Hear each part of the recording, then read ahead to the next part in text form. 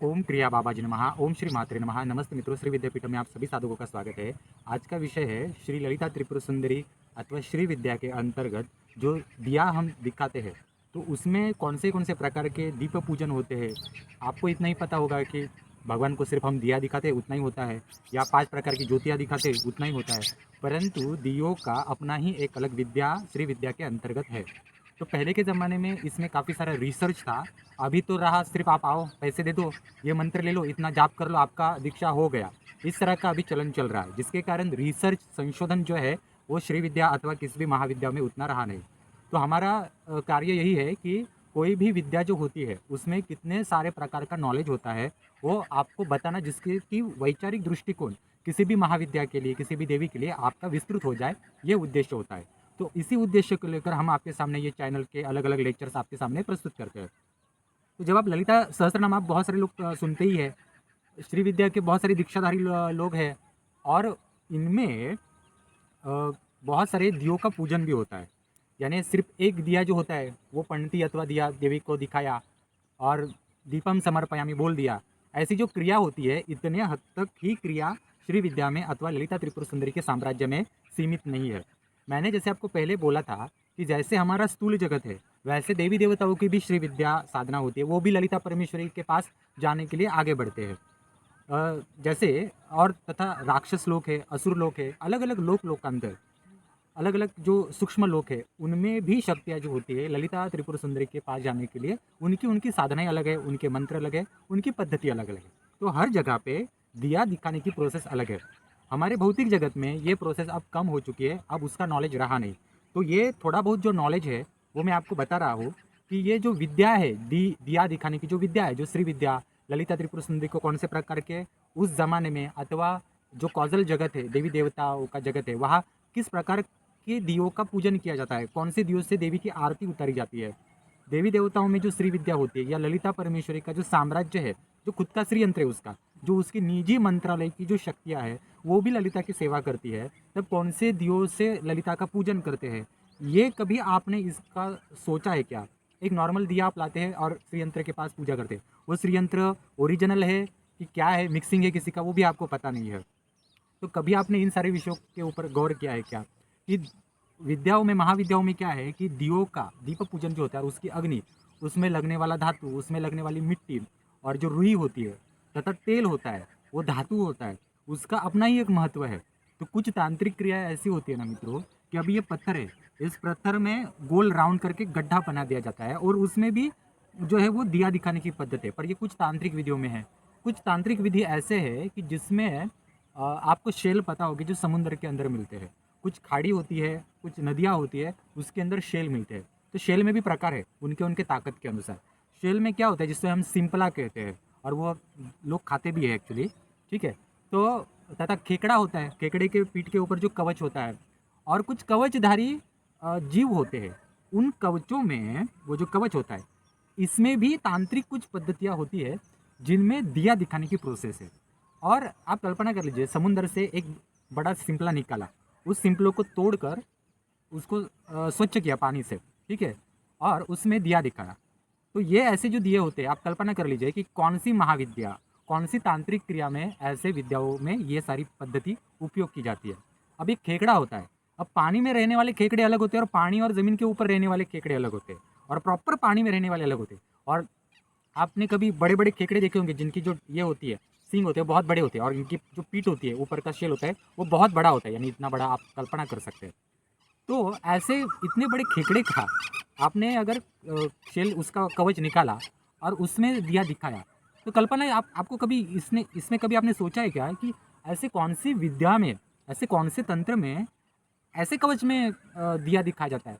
परंतु मित्रों, काफ़ी सारे तांत्रिक प्रकार है।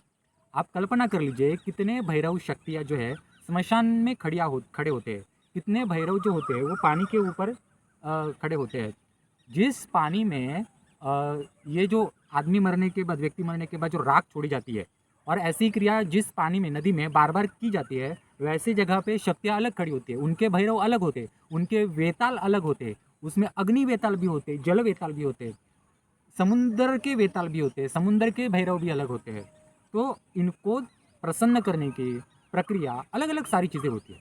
अब ये मैंने आपको एक सारा अंदाज़ा बता दिया कि ये विस्तृत कितनी शक्तियाँ होती है। बहुत सारे लोग महाकाली की साधना करते हैं, बहुत सारे लोग बगलामुखी की साधना करते हैं। इतनी बड़ी बड़ी महाविद्याएँ, इतनी बड़ी बड़ी मिनिस्ट्री, मंत्रालय जो है, शक्तियाँ है, जो अनंत ब्रह्मांड का चलन करती है, एक एक विद्याओं को चलाती है वो।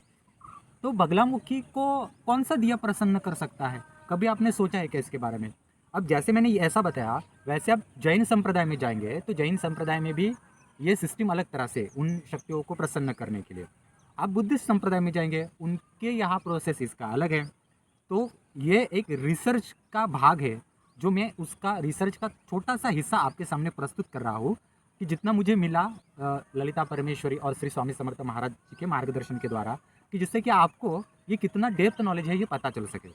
आगे की शुरुआत करने से पूर्व हमारा यूट्यूब चैनल शेयर कीजिए, सब्सक्राइब कीजिए और ये लेक्चर भी और लोगों तक पहुंचाइए।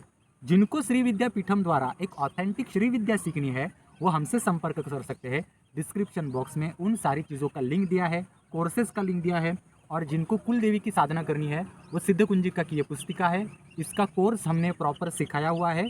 आपके घर की कुल देवी के दोष आपको लग रहे हैं तो ये साधना आप ज़रूर कर सकते हैं। इसके लिए मुझे संपर्क कर सकते हैं। आपको बहुत कठिन और गहरा पितृदोष है तो महामृत्युंजय साधना कर सकते हैं, इसका भी बुक है। ये सारे रिचुअल्स जो है वो कहीं पर भी उपलब्ध नहीं है, कोई भी अभी तक दुनिया में सिखाता नहीं है।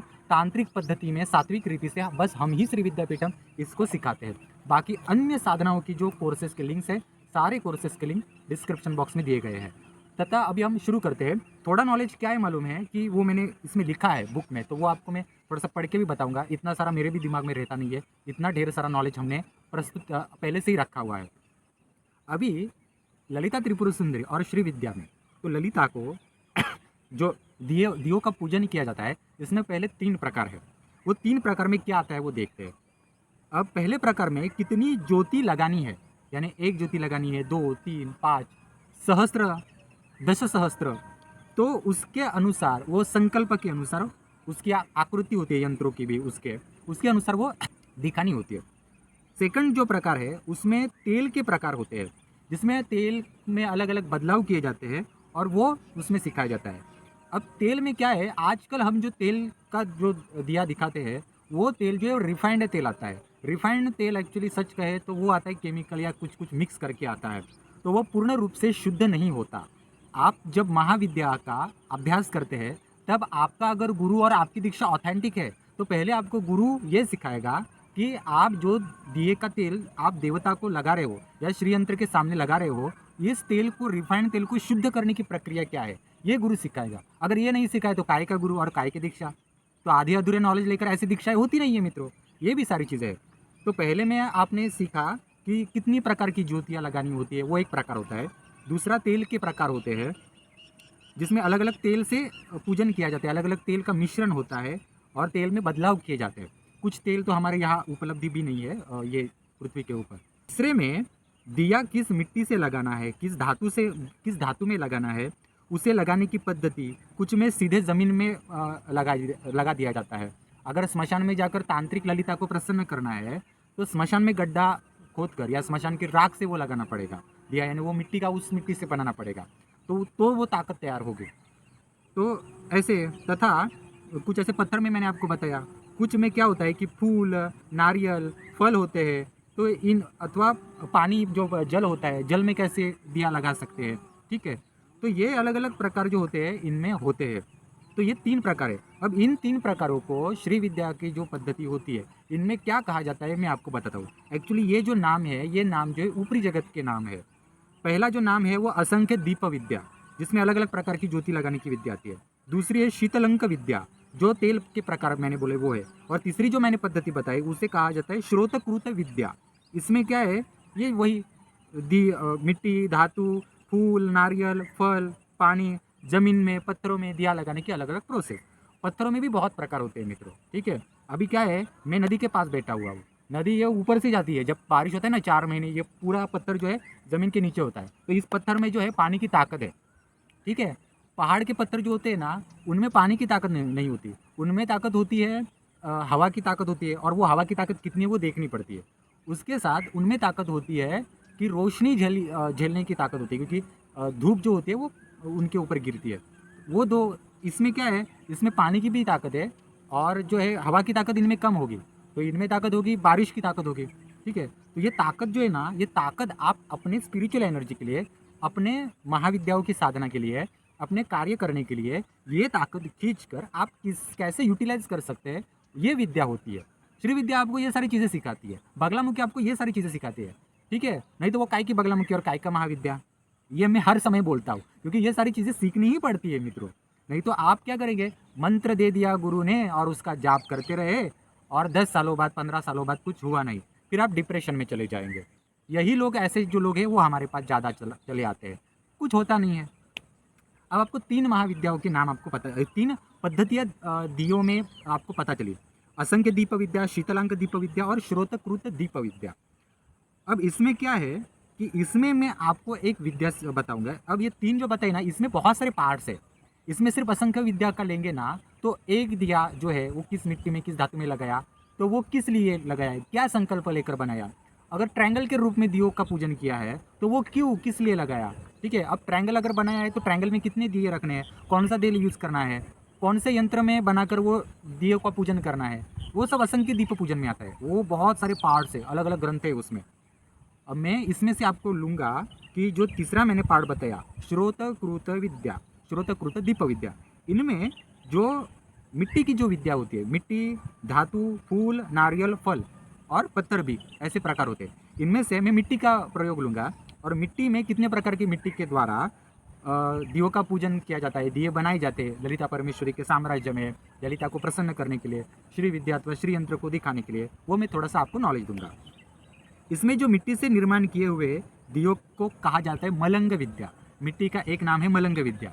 मलंग मतलब क्या है कि ललिता परमेश्वरी ने, ये सारे जो जीव है ये उसके ही एक प्रकार से पुत्र है, वो प्रकृति है। तो प्रकृति रूपी ललिता ने अपने ही पुत्रों और अपने ही जीवचरों को संभालने के लिए अपने शरीर की मिट्टी से ये ग्रह बनाया, उसको कहा जाता है मलंग विद्या। आपको समझ आ गया? थोड़ा मैं प्रॉपरली समझाता हूँ। मलंग विद्या, इसमें जो मिट्टी से निर्माण किए हुए दियों को मलंग विद्या कहा जाता है। मिट्टी को ललिता के शरीर का मैल कहा गया है श्री विद्या में, ऐसा ऊपरी जगत में भी कहावत है। मिट्टी में 16 प्रकार के दियों के प्रकार होते हैं।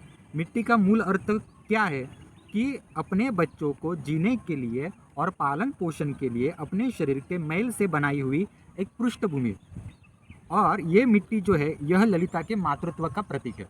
ये इसकी एक व्याख्या है। आज तक ये व्याख्या जो है बड़े से बड़े श्री विद्या के जो गुरु है या बड़े से बड़े संस्थाएं है, ये किसी को भी इतना गहराई और डीप का नॉलेज नहीं है। बस ये श्री विद्यापीठम ही नॉलेज दिया जाता है मित्र। इसलिए मैं आपको बार बार कहता हूँ, श्री विद्यापीठम में ही ये सारा इन डिटेल नॉलेज दिया जाता है। आगे मैं बताता हूँ, इसमें जो 6 प्रकार है, इसमें से 2-3 प्रकार आपको बता देता हूँ। एक जो है ललिता त्रिपुर सुंदरी का जो राजमहल में कदम्ब के पेड़ का वन है, तो कदम्ब के पेड़ के वन की मिट्टी प्राप्त की जाती है और उससे वो दिया बनाया जाता है और उससे दियों का पूजन किया जाता है श्री विद्या में। ये देवी देवताओं के प्रकार है, ठीक है, क्योंकि ललिता को कदम्ब बहुत प्रिय है। दूसरे में क्या है कि कड़ूनिम्ब जो होता है, उस पेड़ के नीचे की मिट्टी के द्वारा दिया बनाया जाता है।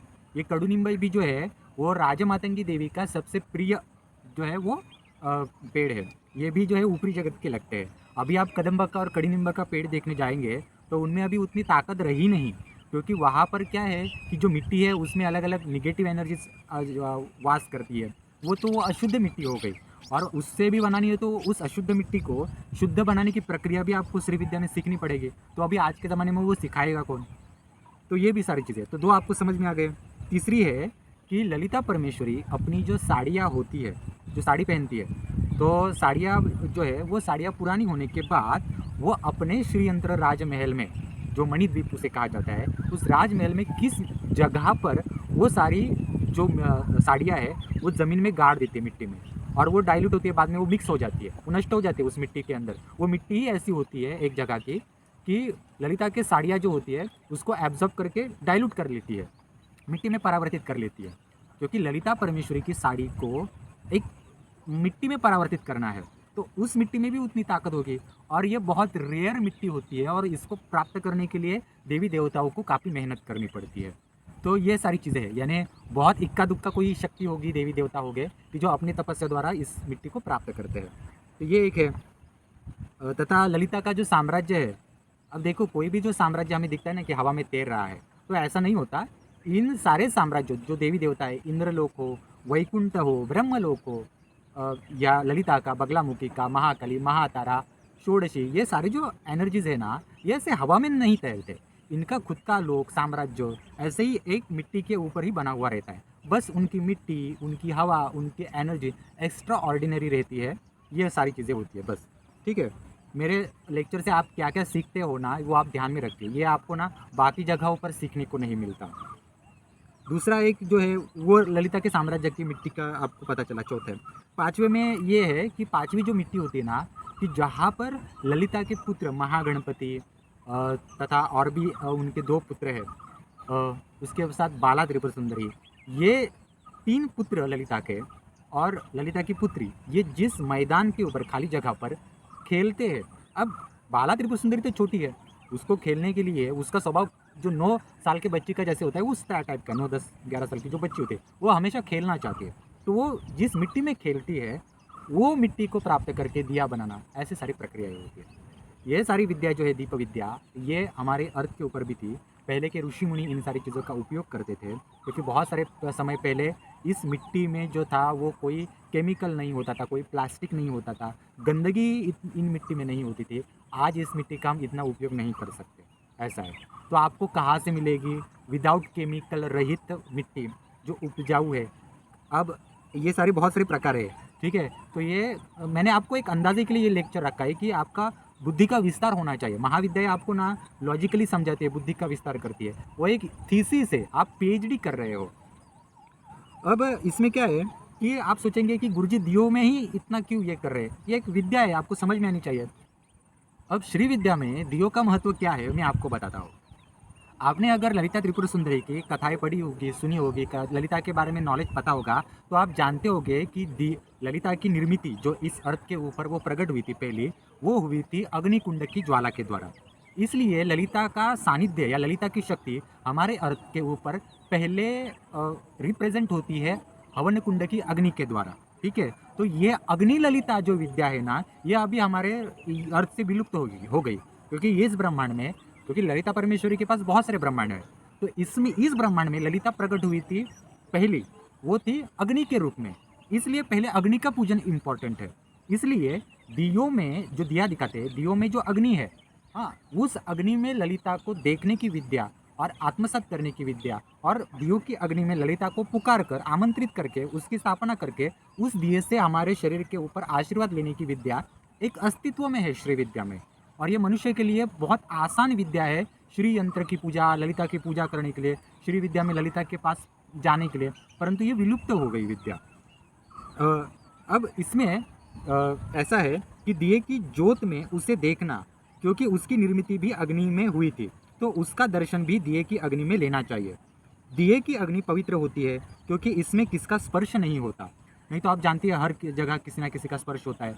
आप देखिए बहुत सारे लोग श्रीयंत्र घर में रखते हैं, परंतु जो श्रीयंत्र में धातु निर्माण आपने लाया है, वो धातु को आपने शुद्ध किया है क्या? धातु को शुद्ध करने की जो वेदों में प्रक्रिया बताई गई है ना, वो आज के ज़माने में बहुत गिने चुने ब्राह्मणों को पता हुआ है। तो ये होती ही नहीं है, और सीधा लोग जो है घर में वो श्रीयंत्र लाते हैं। काफ़ी सारी चीज़ें हैं इसमें।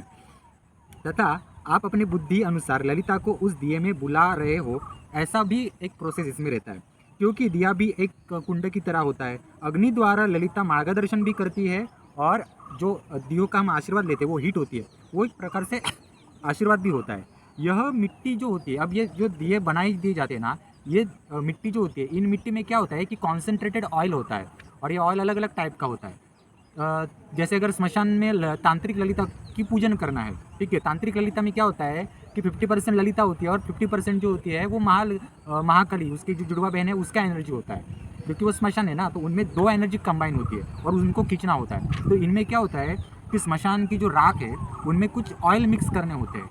ये ऑयल जो होते हैं ना, ये तांत्रिक ऑयल होते हैं, और ये किसी प्राणी या किसी का प्राणी जो मरे हुए होते हैं ना, उनके शरीर के द्वारा, ये हड्डियों के द्वारा वो और त्वचा के द्वारा वो तेल निकाले जाते हैं, और उस तेल में ये स्मशान की मिट्टी या राख ये मिक्स करके दिए बनाए जाते हैं, और इनसे वो तांत्रिक ललिता को साक्षात उस अग्नि में, स्मशान की अग्नि में खड़ा किया जाता है।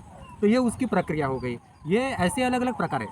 ये एक प्रक्रिया आप समझ गए। अब इसमें अब थोड़ा बहुत आप इसमें नॉलेज समझ गए होंगे। अब इसमें जो ये रुई की विद्या भी है, अब इसमें ना रुई नहीं उपयोग किया, जैसे जैसे हम दियों में रुई लगाते हैं ना, वो रुई नहीं होता। यहाँ पर विद्याओं में क्या होता है, जो ललिता को प्रसन्न करने वाली विद्याएं है, उनमें देवी देवता जो होते हैं, वो कदम्ब पेड़ जो होता है या कमल की जो डेट होता है जो पानी में तैरता है, वो डेट होता है, उसकी रेशा निकालते हैं।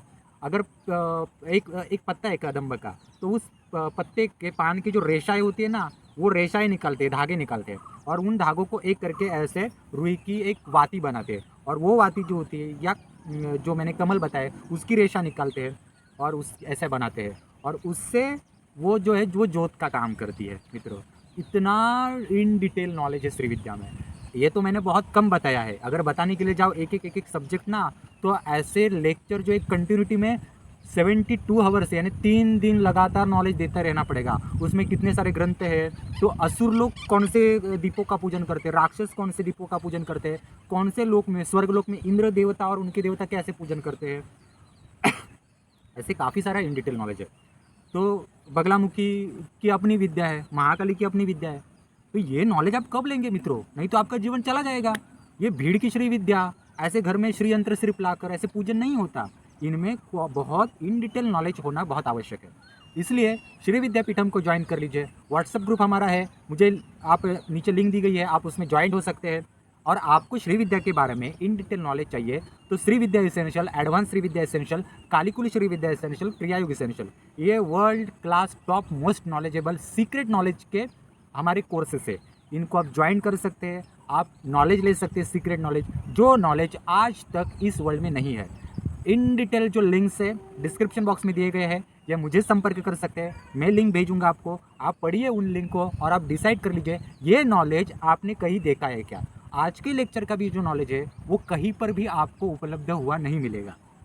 इतने सारे लोग भैरव की साधना करते हैं, बगलामुखी करते हैं, किसको इतनी डेप्थ में नॉलेज पता है। इतने साल आप मेहनत का वहाँ देते हैं, परंतु इतना भी 1% नॉलेज आपको दिया गया। तो ये गुरु की स्पेशल खासियत होती है कि गुरु आपको अलग अलग नॉलेज देता है। तो हमारा यूट्यूब चैनल शेयर कीजिए, सब्सक्राइब कीजिए, हमारे कोर्सेज को ज्वाइन कीजिए और हमारे व्हाट्सएप ग्रुप में भी शामिल हो जाइए मित्रों। धन्यवाद।